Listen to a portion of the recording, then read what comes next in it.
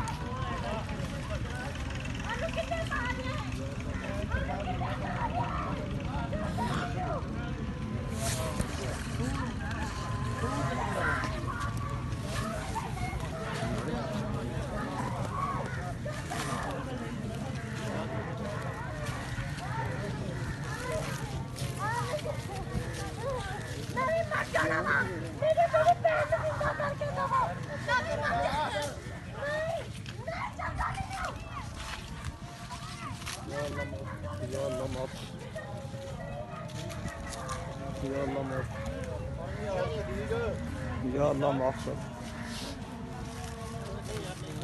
Ya Allah mahsul.